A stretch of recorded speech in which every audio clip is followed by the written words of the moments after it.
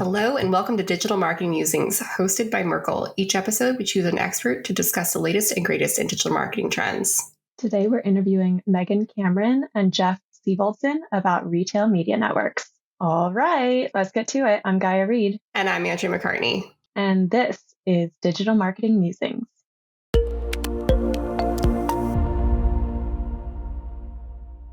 Welcome back to Digital Marketing Musings Season 2. Today, we're joined by Megan and Jeff to talk about retail media networks. Jeff Sevaldson is a director of account management out of Merkle's New Stream Media Group. And Megan Cameron leads the media and monetization groups of Merkle's New Stream Media offering. And she was recently named in Ad Age's 40 Under 40 list for 2022. So pay attention to her answers. She is definitely serving us some content gold today. So welcome to our show, you guys. Great. Thanks for having us.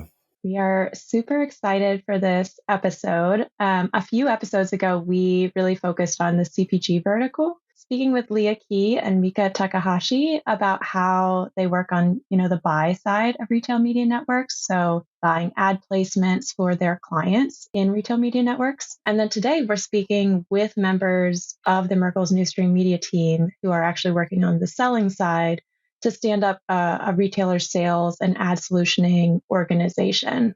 So with that prequel, we wanted to really kick off this conversation just by having y'all explain what are retail media networks to the layperson and generally how do they work? Yeah, that's great. I'll kick us off. So traditionally what I'd say a retail media network is and how we've historically defined it is really this connection between a brand and a retailer shopper, enabling that through digital touch points on a retailer's website, on their apps, and on other owned or external media that is really focused on driving shoppers and sales in store and online. So when this holistic marketplace really kicked off, what we were seeing in our research is that most retailers were looking at their retail media network as something around $25 million annually. And they were coming to New Stream Media in an effort to grow their business into becoming $100 million media networks. At that time, the landscape was really made up of a few big players, all of whom are still in the marketplace, really led at that time, and I'd argue still today, by Amazon advertising. But Target's Roundel was in the mix, Walmart, Walmart Connect, Best Buy Ads, Kroger Precision Marketing, and 8451. And what we're seeing today is that the definition of a retail media network has evolved quite a bit. There's a lot more shopper and consumer experiences that are being monetized across the entire path to purchase. The one thing that we see really underpinning successful retail media networks is retailers that are bringing their own first-party data to the marketplace for brands to engage with them. They're able to offer unique audience segments to advertisers and being able to foster a one-to-one connection between a brand and the shopper through the lens of the retailer, and doing so across really any digital touch point. So where we historically saw this as predominantly on-site or in a retailer's app, in those areas that the retailer owned, we're seeing a lot more extension into outside media sources. So digital out of home is becoming more prevalent. Video assets in store and online are becoming more prevalent. Click and collect, buy online, pick up in store, sampling, really a variety of different touch points are moving into the retail media network offering. And the landscape today is, what's being quoted as $100 billion industry. Not necessarily each individual retail media network is a $100 billion business, but they're all striving to be a part of this bigger ecosystem. And that ecosystem is a lot more complex than what we saw even 2 years ago. I think the running stat is that there's a new retail media network of some variety launching roughly every 1.5 to 2 months. So there's quite a bit of growth in the last 18 to 24 months. Specialty is leading the charge in this pact. So CVS and CVS Media Exchange was a retail media network that launched just a few years ago. Walgreens has also launched Walgreens Advertising Group.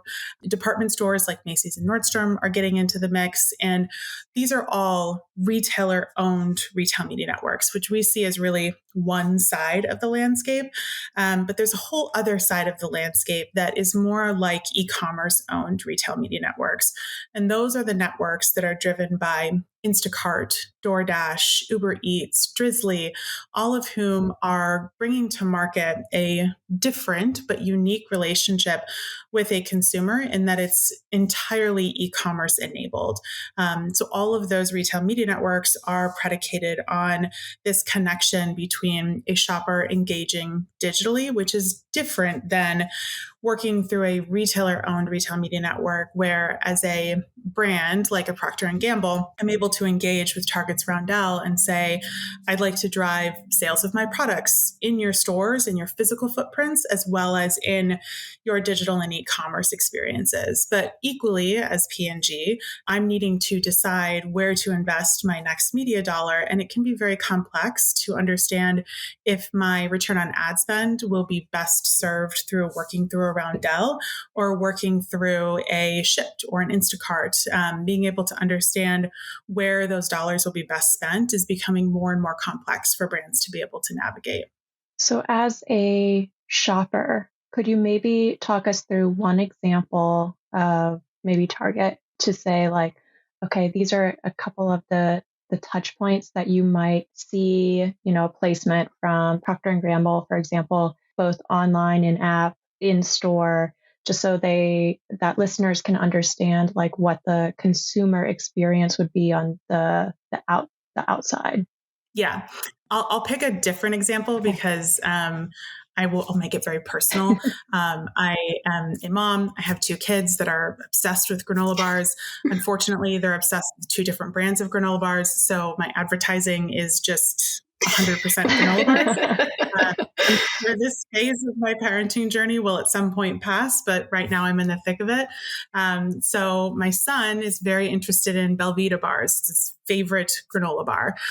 So if I am an active shopper at Target and I'm regularly buying Belvita bars every 3 days, what it feels like, what I would start to see is advertising when I'm on Instagram or Facebook to go purchase my regular Belvita bars at Target. And the way Target and Roundel would bring this experience to life for me is advertising through the Target owned handle of Instagram. There would be a campaign that is specifically promoting Belvita bars, the different flavors. You can get blueberry or cinnamon. Clearly, I'm an aficionado. And the intent of that advertising as I'm consuming it on Instagram and Facebook is really to amplify my customer journey as I'm moving through the various pieces of it, but I'm not necessarily in store, not necessarily in a place where I'm actively making shopping decisions, because what we're seeing and what retailers are certainly learning into is this concept of the customer journey collapsing. So because everything is so digitally enabled, I can make decisions on when I want to put those granola bars in my Target cart for pickup in 2 hours because I'm running errands this evening. And maybe I need them today because I'm packing lunches tonight. But tomorrow, if I receive that advertising, it's perhaps more of an awareness play because I just bought the granola bars. So being able to receive that advertising in moments where I'm just going about my day and accessing my regular internet consumption behavior is what makes it really powerful. And what really drives that value exchange between the brand and Target as they're bringing that campaign to life is the fact that Target knows who I am. I'm a Circle member. I am active on the app. I do Drive Up. I do all of those things that allow them to track my behaviors and know what brands I like to buy, what brands I might have affinity to purchasing that I haven't purchased before.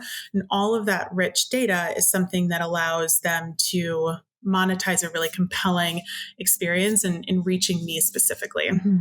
Got it. And is it primarily as a consumer experienced through a lot of those social touches, or is it continued also in these other owned channels and experiences? Yeah, it's a great question.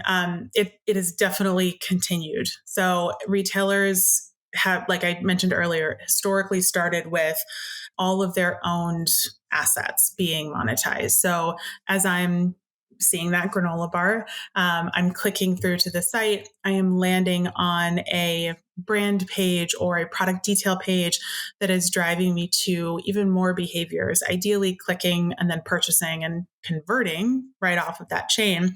But if not, I'm moving into the target ecosystem. I'm seeing more advertising on their site. I'm there first and foremost to, buy those granola bars.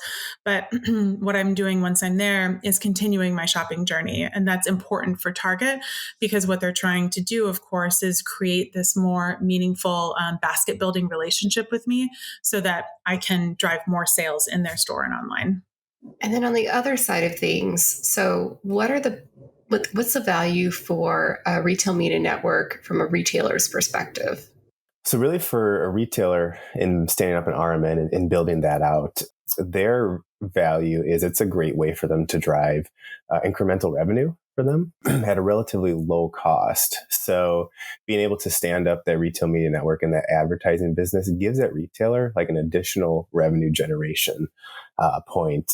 And they don't necessarily have to rely on product sales. While the brand's end goals and obviously the retailer's end goals in the end is to push those product sales via a retail media network as well, doing a retail media network itself is a great way to drive that incremental revenue from an advertising perspective.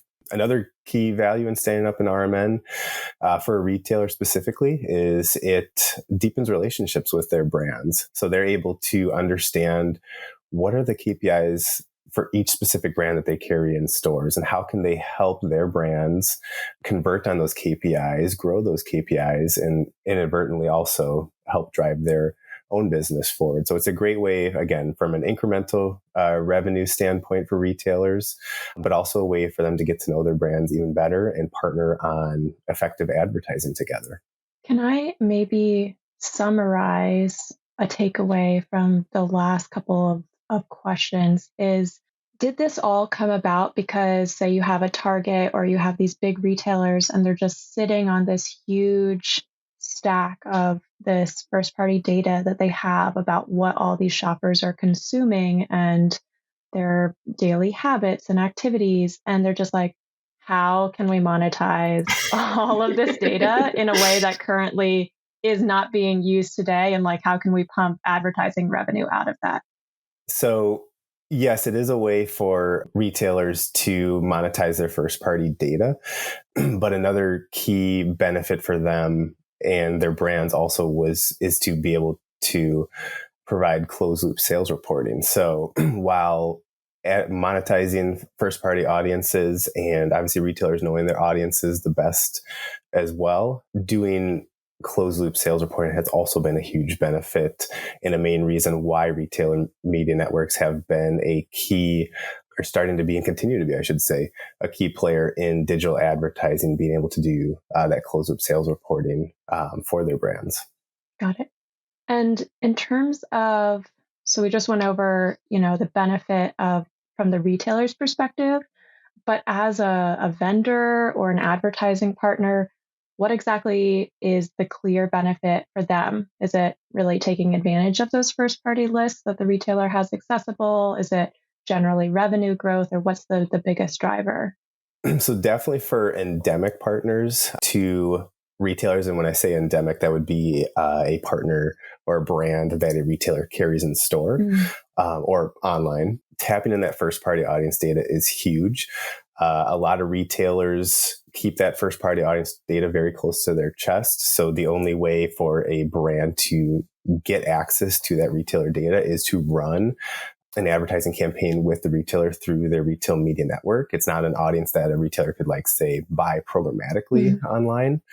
It's also a unique way for brands and a benefit for them to really lean in to retailers and generate a new buzz around or new awareness around new product launches, being able to also sell more product in certain retailers that are key partners for them. So a great way to tap those audiences and drive those sales through.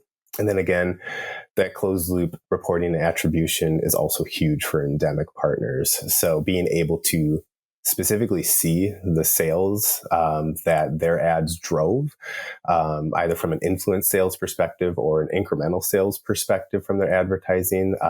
That is huge, a huge benefit. Great for brands and endemic partners to understand what is and what isn't working, and of that spend on their advertising, how much sales revenue product units they were able to sell at that retailer.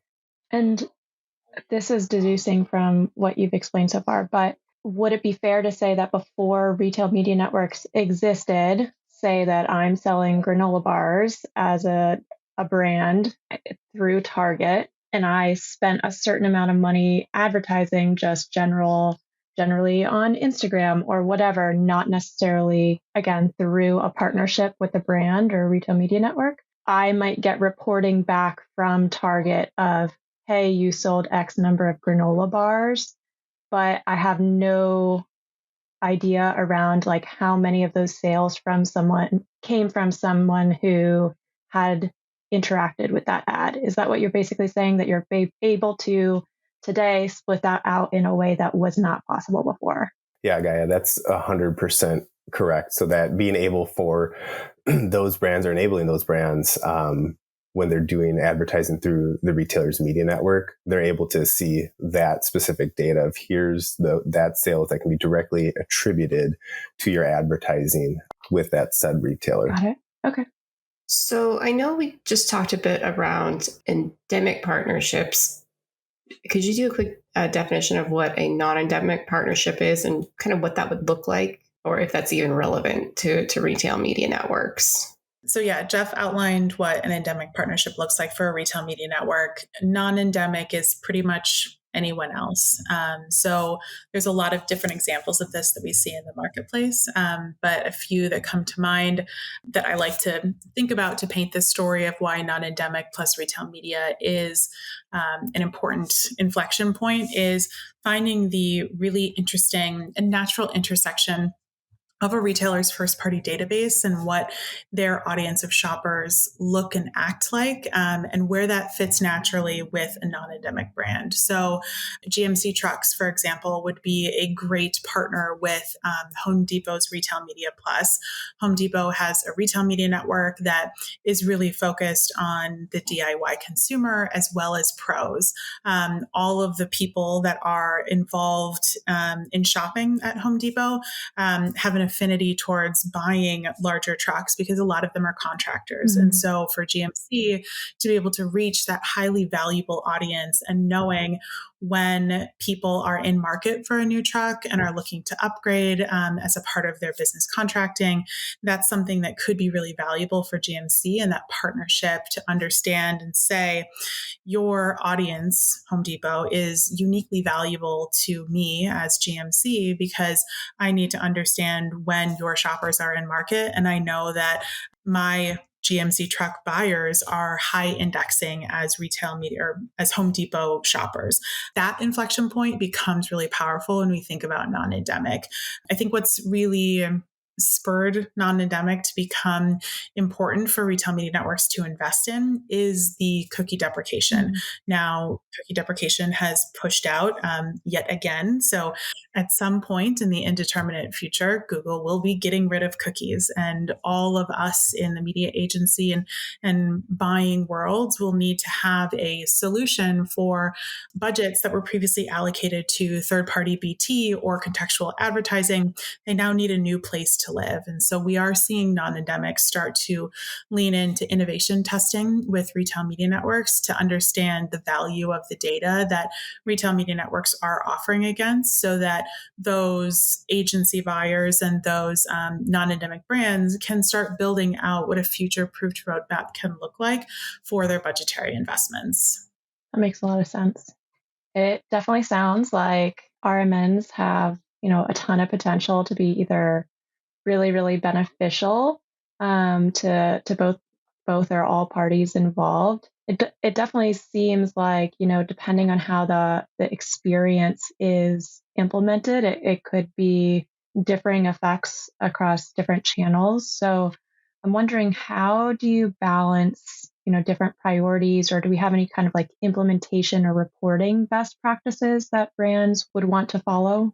I would say, so from kind of what I would want to say the biggest, I don't know if I want to call it complaints, but I'm going to use that for lack of a better term, or biggest comparisons that we get on the Newstream side when working with our retail partners is a lot of, actually kind of to go a little bit in a different direction, a lot of brands will at least initially see RMN as, or retail media network, as a shopper marketing tactic. Mm-hmm. And they're just like, oh, this is just another shopper marketing tactic that retailers are trying to get some more shopper dollars from us. Mm. So that's probably the biggest, well, I don't want to say the biggest hurdle, but one of the major objections that we hear on Newstream.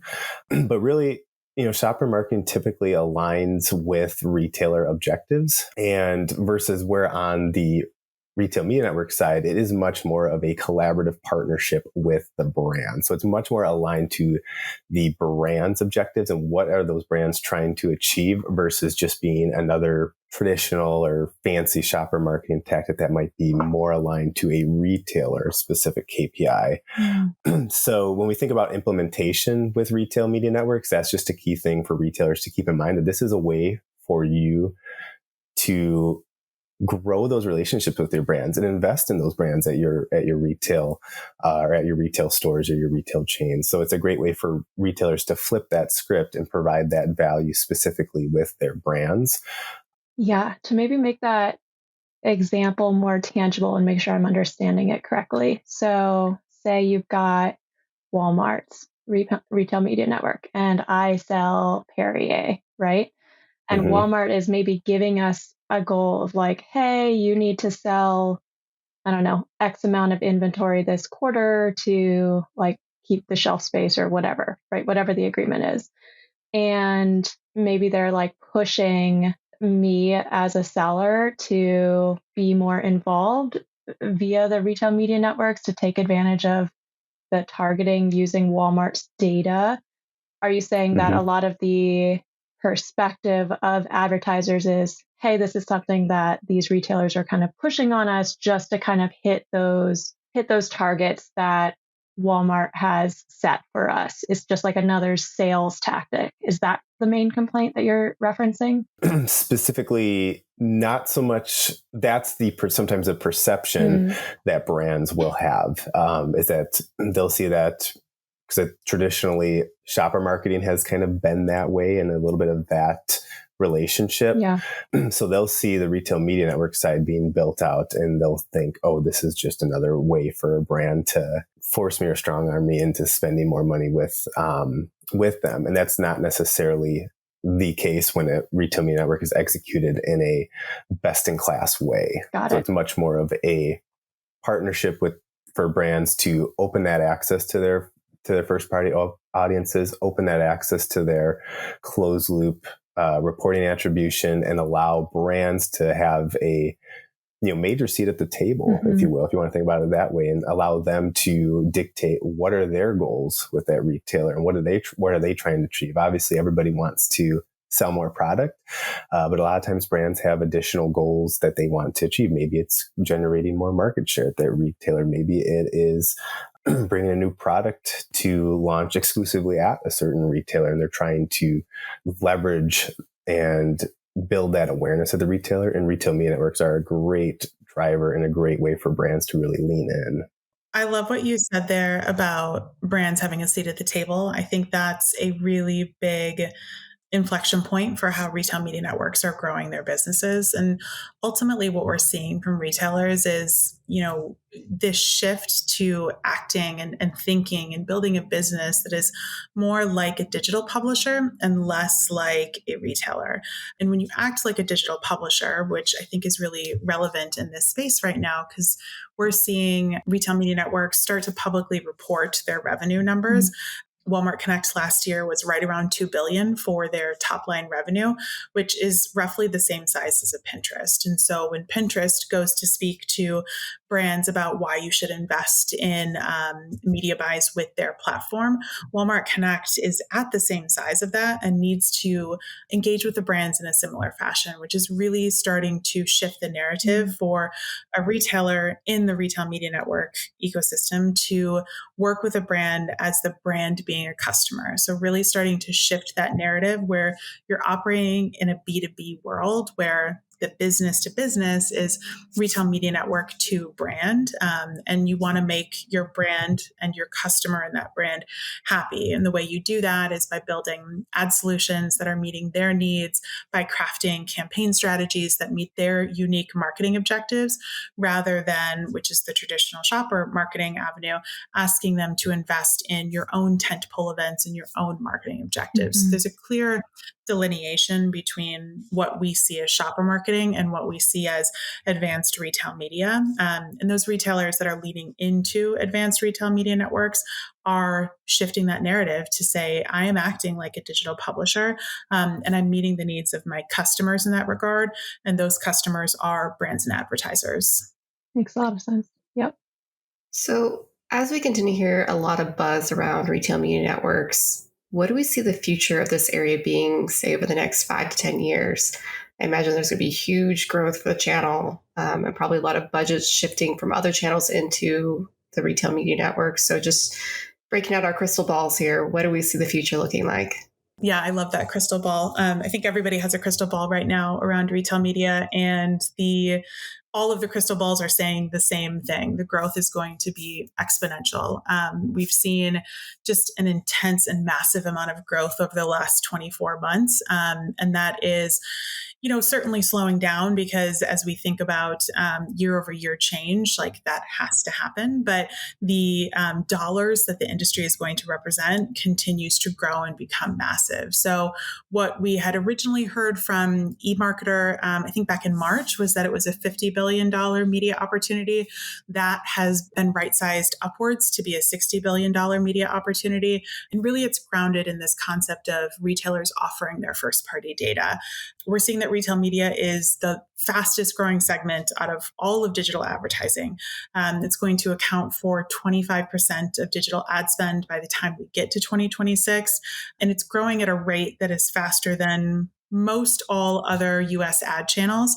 The only exception to that is connected TV. So what I think is really interesting about retail media is that it is the only digital ad spend segment where the growth year over year that we're projecting is driven predominantly by the expansion of ad inventory formats and increases in cost. So what that means is that the retail media network offerings continue to expand, continue to encompass new areas of media, both in-store, digitally and online, things that are addressable, things that are more awareness-based, and all of that expansion in ad formats and costs is what's driving the growth going forward. And that's all truly underpinned by this access to first-party data, the ability to close loop, and the ability to drive sales and performance in a way that is stronger than other competitors. As we wrap up this episode, what are the main takeaways that you want our listeners to kind of walk away thinking about? One of the main takeaways that we definitely want listeners to walk away from is, retail media is not just another shopper marketing tactic. It can be a great way for brands to build their business at those retailers and to use kind of what I said before, but have that seat at the table. That is so important to brands and retailers to come to that partnership. And it's a great way for retailers to expand, even when we think, obviously the obvious one is endemic partners and vendors, but it's a great way when we start thinking outside of the box, how can retailers expand these relationships, not only with endemics, but with non-endemics, and seeing that opportunity grow and that movement with non-endemic partners become more and more of a big play within retail media. That's a huge key driver of growth as well. And another exciting opportunity for both brands and retailers alike. Megan, I think you might have a couple other things to add as well. Yeah, I would definitely agree. It's very clear to all of us here that the depth and fidelity of a retailer's first party data is what's driving this industry forward. The landscape is changing every day. I think I had mentioned earlier that there's new retail media networks launching roughly every other month, and that's persisting even as we're heading into Q4. The pace of innovation is incredibly exciting. One of the takeaways that we had in our research, which actually just published today, so please download it if you get a chance, is that the definition of retail media networks is expanding quite a bit. So the concept of retail media networks, just being what's on site, just being sponsored search, or just being display ads that you can see elsewhere on the internet is, history. There is a lot of in-store capabilities. There's quite a bit of, physical out of home that is coming into the marketplace. And I think the way retailers are expanding and thinking about their media ecosystem in like a personalization first way and a truly addressable format is incredibly exciting, both from a retailer standpoint of being able to deepen that connection with your shopper. And then for brands, as you're looking at ways to diversify the mix of media that you have in your budgets and keep a really keen eye towards performance. Retail media networks are going to bring that to the table for you. And as you're moving forward and we're thinking about roadmaps for 2023 and beyond, they will be increasingly more diverse in the media channels and formats that they will be able to offer. Megan, Jeff, as we're wrapping this episode up, thank you so much for everything you shared with us today. I feel like I've learned a ton about retail media networks. I'm sure Gaia can say the same, and I hope our audience feels like they have as well. But truly, thank you for joining us today. Thank you for having us. It's been fun. Thank you. I'm off to go buy some granola bars now. I think we all are. Might have made you a little hungry there. Megan's our resident influencer. This brings us to the end of this episode of Digital Marketing Musings. If you have an idea for a future episode, we would absolutely love to hear it. Just drop us a note at digitalmarketingmusings@merklelink.com. Don't forget to hit that subscribe button and, of course, rate and review our show. It helps others find us, and we're always appreciative when you tell a friend about our show as well. This episode was produced by Merkle with sound and video editing by Craig Zagurski. Our team includes copywriting by Annika Schließman, graphic design by Garrett Rubel, website support by Bella Paul and Emily Chu, and social media and promotion by Gina Astrop and Andrea Ratner. Tune in next time, and until then, I'm Andrew McCartney. And I'm Gaia Reed. Bye.